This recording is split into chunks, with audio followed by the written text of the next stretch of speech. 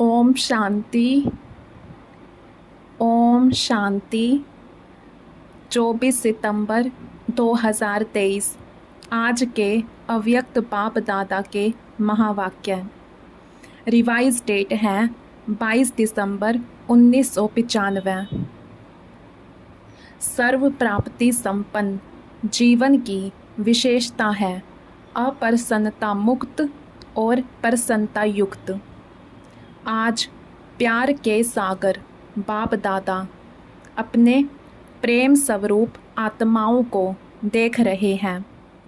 हर एक के दिल में परमात्म प्यार समाया हुआ है। ये परमात्म प्यार प्राप्त भी एक ही जन्म में होता है। 63 जन्म देव आत्माएं व साधारण आत्माओं द्वारा मिला। सोचो, याद करो, सारे कल्प का चक्कर लगाओ। स्वदर्शन चक्करधारी हो ना, तो 1 सेकंड में सारे कल्प का चक्कर लगाया। 63 जन्मों में परमात्म प्यार मिला था? नहीं मिला। सिर्फ इस संगम पर एक जन्म में परमात्म प्यार प्राप्त हुआ, तो अंतर को जान लिया ना। आत्माओं का प्यार और परमात्म प्यार कितना अंतर है। साधारण आत्माओं का प्यार कहाँ ले गया, क्या प्राप्त कराया, अनुभव है ना। और परमात्म प्यार कहाँ ले जाता, अपने स्वीट होम और स्वीट राजधानी में। आत्म प्यार राज्य भाग्य गंवाता है और परमात्म प्यार राज्य भाग्य दिलाता है, और इसी जन्म में। ऐसे नहीं कि सिर्फ भविष्य के आधार पर चल रहे हो। नहीं, डायरेक्ट परमात्म प्राप्ति तो अब है। वर्तमान के आगे भविष्य भी कुछ नहीं है। आप लोग गीत गाते हो ना कि स्वर्ग में क्या होगा और क्या नहीं होगा, और अभी का गीत क्या है? जो पाना था वो पा लिया, वह पाना है। पा लिया, पांडवों ने पा लिया। गोपियों का तो गायन है ही। इस समय का गायन है कि अप्राप्त नहीं कोई वस्तु ब्राह्मणों के खजाने में, देवताओं के खजाने में नहीं, ब्राह्मणों के खजाने में। तो अभी ब्राह्मण हो ना, तो अनुभव करते हो कि अप्राप्त नहीं कोई वस्तु, और ये प्राप्तियां अविनाशी हैं, अल्पकाल की नहीं हैं। तो जिसको सर्व प्राप्तियां हैं, उसके जीवन में क्या विशेषता होगी? सब प्राप्तियां हैं, एक भी कम नहीं है, तो उसकी चलन और चेहरे में क्या विशेषता दिखाई देगी? सदा प्रसन्नता। कुछ भी हो जाए, लेकिन सर्व प्राप्तिवान अपनी प्रसन्नता छोड़ नहीं सकता। अप्रसन्नता कभी भी होती है तो चेक करो कि अप्राप्ति का अनुभव होता है या सर्व प्राप्तियों का। आज बाप दादा ने बहुत ही सेवा केंद्र और उप सेवा केंद्र देखे। विदेश में नहीं, देश में सेवा केंद्र देखे। सेवा केंद्र में विशेष तो सेवाधारी हैं, तो आज चक्कर लगाते हुए सेवाधारी और सेवा स्थान दोनों देखे। हर एक स्थान में, चाहे छोटे चाहे बड़े, सभी में चेक किया कि सेवाधारी तन से, मन से, धन से और सेवा के संबंध संपर्क से कितने प्रसन्न हैं, क्योंकि विशेष तो यही बातें हैं ना। तो क्या देखा, तन तो सबके पुराने हैं ही, चाहे जवान हैं चाहे बड़े हैं, छोटे और ही बड़ों से भी कहाँ कहाँ कमज़ोर हैं। चाहे बीमारी बड़ी है, लेकिन बीमारी की महसूसता कि मैं कमज़ोर हूँ, मैं बीमार हूँ, ये बीमारी को बढ़ा देती है, क्योंकि तन का प्रभाव मन पर आ गया तो डबल बीमार हो गए। तन और मन दोनों से डबल बीमार होने के कारण बार बार सोल कॉन्शियस के बजाय बीमारी कॉन्शियस हो जाते हैं। तो क्या देखा कि तन से तो मेजॉरिटी बीमार कहो या हिसाब किताब चुकतू करना कहो कर रहे हैं, लेकिन 50% डबल बीमार और 50% सिंगल बीमार हैं। बाकी होना क्या चाहिए? कभी भी मन में बीमारी का संकल्प नहीं लाना चाहिए। मैं बीमार हूँ, मैं बीमार हूँ। लेकिन होता क्या है, ये पाठ पक्का हो जाता है कि मैं बीमार हूँ। कभी कभी किसी समय बीमार होते नहीं हैं, लेकिन मन में खुशी नहीं है तो बहाना करेंगे कि मेरे कमर में दर्द है, क्योंकि मेजॉरिटी को या तो टांग दर्द या कमर का दर्द होता है। कई बार दर्द होता नहीं है, फिर भी कहेंगे मेरे को कमर में दर्द है। अभी उसकी चेकिंग कैसे हो? डॉक्टर्स के पास इसका कोई थर्मामीटर है जो कमर दर्द है या नहीं वो चेक कर सके। एक्सरे कराओ, ये कराओ, वो तो और ही खर्चा लगाओ। तो क्या देखा, तन के बारे में सुनाया। कई सेवाधारी ऐसे दिखाई दिए। सेवाधारी आप सभी हो, ऐसे नहीं समझना सिर्फ टीचर्स की बात है। सेवाधारी आप प्रवृत्ति वाले भी हो ना, कि जो सेंटर्स पर रहते हैं वो सेवाधारी हैं। आप लोग प्रवृत्ति में रहने वाले भी सेवाधारी हो। कभी आपके घरों का भी चक्कर लगाएंगे, देखेंगे कि कैसे सोते हो, कैसे उठते हो, डबल बेड है, सिंगल बेड है। अच्छा, ये तो आज के चक्कर की बात है। आजकल के हिसाब से दवाइयाँ खाना ये बड़ी बात नहीं समझो, क्योंकि कलयुग का वर्तमान समय सबसे शक्तिशाली फ्रूट ये दवाइयाँ हैं। देखो, कोई रंग बिरंगी तो है ना।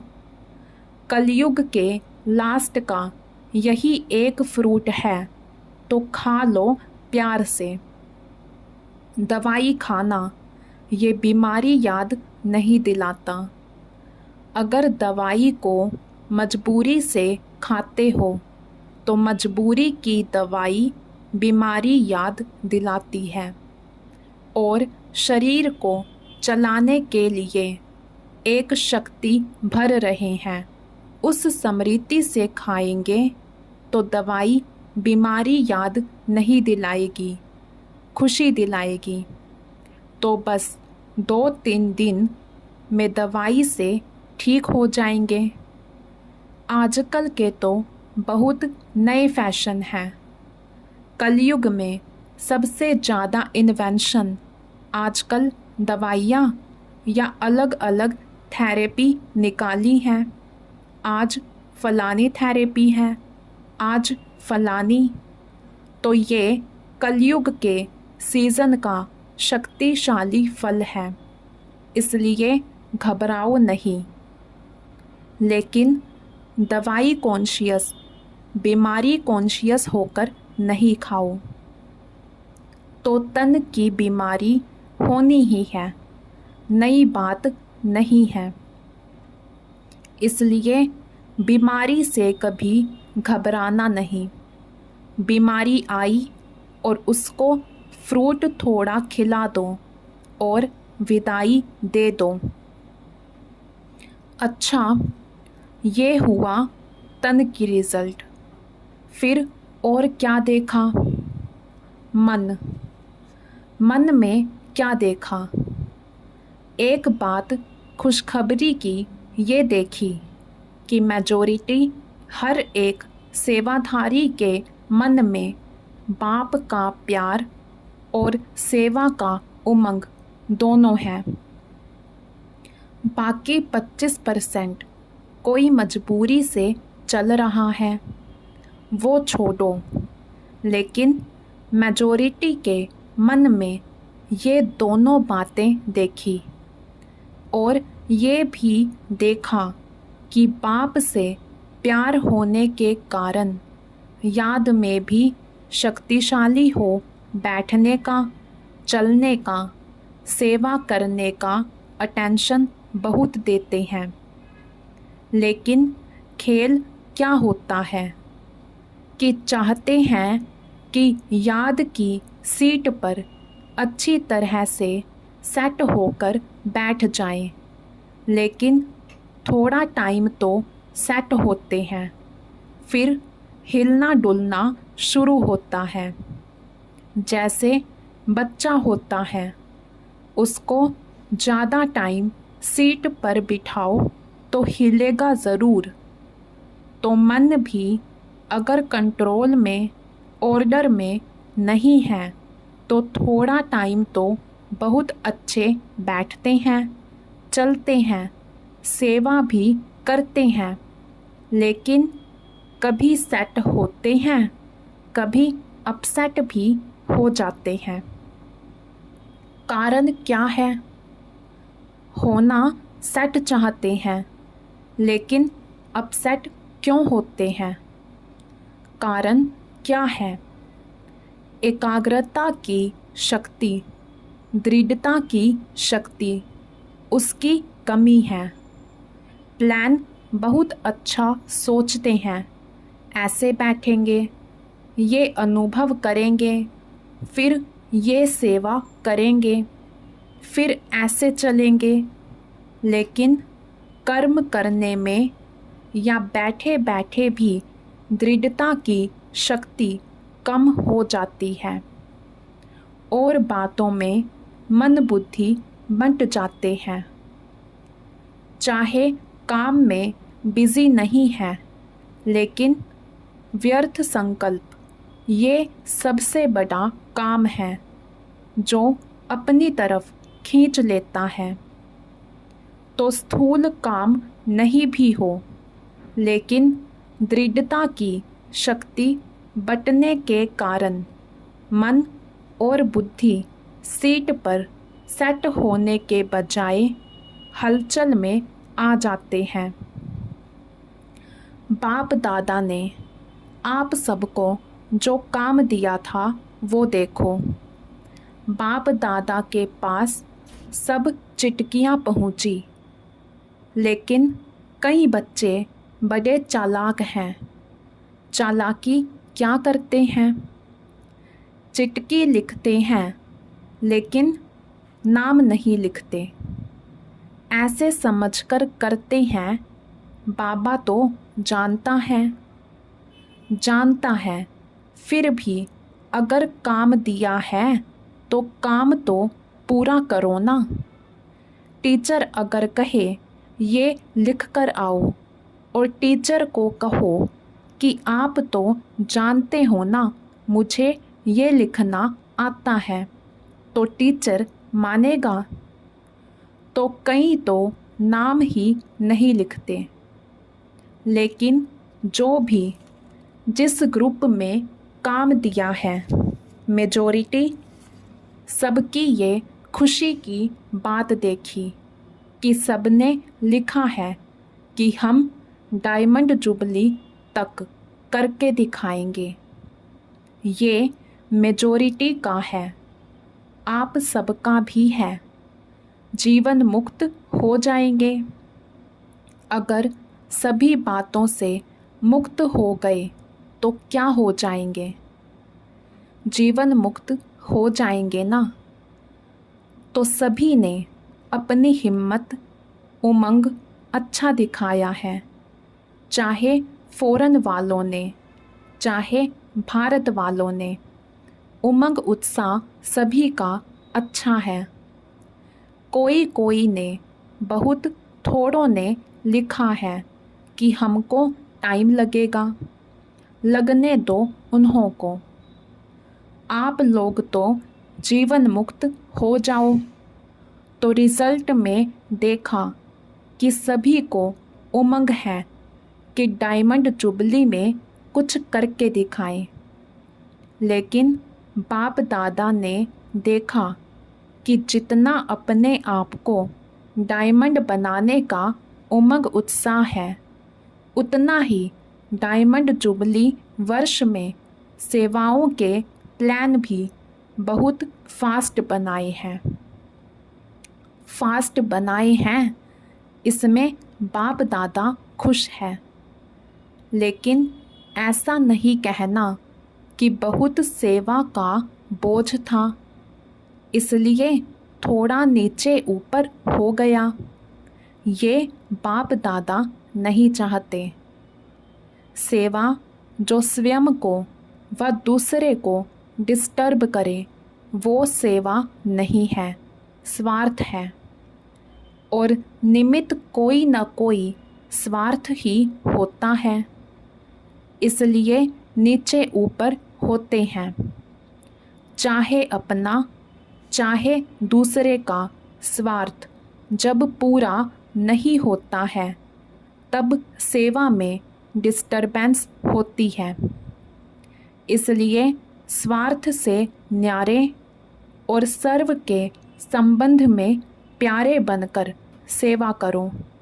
तब जो संकल्प किया है वह लक्ष्य रखा है कि डायमंड जुबली में डायमंड जुबली मनाएंगे, वह पूरा हो सकेगा। आधा नहीं याद करना।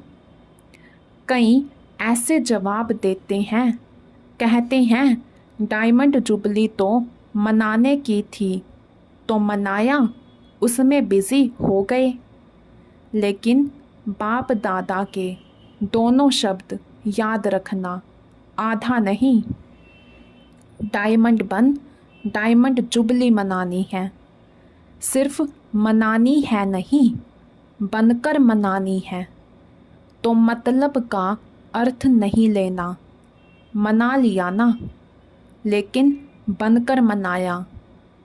बन करके मनाना, ये है डायमंड जुबली का लक्ष्य। तो आधा लक्ष्य पूरा नहीं करना, डबल है बनना और मनाना। सिर्फ बनना नहीं है, सिर्फ मनाना भी नहीं है, दोनों साथ साथ हो। और आप सबको मालूम है कि जब आप डायमंड जुबली के व डायमंड बनने के प्लान बना रहे हो, तो आप सबसे पहले, माया भी अपना प्लान बना रही है। इसलिए ये नहीं कहना क्या करें बाबा, हिम्मत कम हो गई, माया बहुत तेज है। माया को अपने पास रखो। राज्य आप करेंगे और माया को बाबा संभालेंगे। राज्य तो आपको करना है ना। माया जीत, जगत जीत बनना है। तो माया को जीतने के बिना जगत जीत कैसे बनेंगे? इसलिए चारों ओर अटेंशन प्लीज़। समझा? अच्छा चक्कर का आधा सुनाया, आधा फिर सुनाएंगे। सेंटर कोई कोई तो बहुत अच्छे सजे सजाए और कोई सिंपल तो कोई बहुत रॉयल, कोई बीच के भी थे।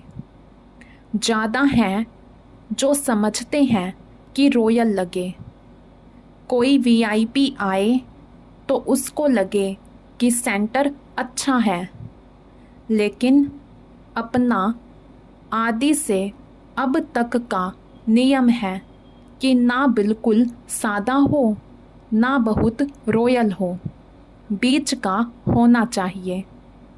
ब्रह्मा ने तो बहुत साधारण देखा और रहा, लेकिन अभी साधन है, साधन देने वाले भी हैं। फिर भी कोई भी कार्य करो तो बीच का करो। ऐसा भी कोई ना कहे कि यह क्या लगा दिया है, पता नहीं, और ना कोई कहे कि ये तो अभी राजाई ठाठ हो गया है। तो आज का पाठ क्या है? मुक्त तो सबसे हो गए ना। सबसे मुक्त होने की प्रतिज्ञा हो गई है ना। पक्की है या घर जाएंगे तो कहेंगे कि मुश्किल है। पक्का रहना। माया को डायमंड जुबली में मजा चखा कर दिखाओ। मास्टर सर्वशक्तिमान हो, कम तो नहीं हो। अच्छा डबल फॉरेनर्स भी बहुत आए हैं। स्थापना के कार्य में डबल शोभा डबल विदेशी की है। बाप दादा जानते हैं कि कितने मेहनत से युक्ति से यहाँ पहुँचते हैं। अगर लगन कम हो तो पहुँचना भी मुश्किल लगे। एक तरफ बाप दादा सुनते हैं कि मनी डाउन हो गई है और दूसरे साल देखते हैं तो और भी विदेशी ज़्यादा आ गए हैं। तो ये हिम्मत है। रशिया का ग्रुप भी आया है ना। रशिया वालों ने टिकट कहाँ से लाई? इन्हों की कहानियाँ बहुत अच्छी सुनने वाली हैं। टिकट कैसे इकट्ठी करते हैं उसकी कहानी बहुत अच्छी है। ये तो सब होना ही है। जब है ही कागज़, पेपर ही तो है, चाहे डॉलर का हो चाहे पौंड का हो, है तो पेपर ही। तो पेपर कहाँ तक चलेगा? सोने का मूल्य है, हीरे का मूल्य है, पेपर का क्या है? मनी डाउन तो होनी ही है और आपकी मनी सबसे ज़्यादा मूल्यवान है। जैसे शुरू में अखबार में डलवाया था ना कि ओम मंडली रिचेस्ट इन द वर्ल्ड। कमाई का साधन कुछ नहीं था। ब्रह्मा बाप के साथ एक दो समर्पण हुए और अखबार में डाला रिचेस्ट इन द वर्ल्ड। तो अभी भी जब चारों ओर ये स्थूल हलचल होगी, फिर आपको अखबार में नहीं डालना पड़ेगा। आपके पास अखबार वाले आएंगे और खुद ही डालेंगे।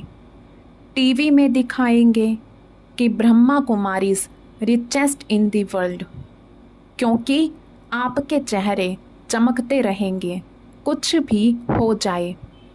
दिन में खाने की रोटी भी नहीं मिले तो भी आपके चेहरे चमकते रहेंगे। तो चारों ओर होगा दुख और आप खुशी में नाचते रहेंगे। इसी को ही कहते हैं मिरुआ मौत मलूक का शिकार।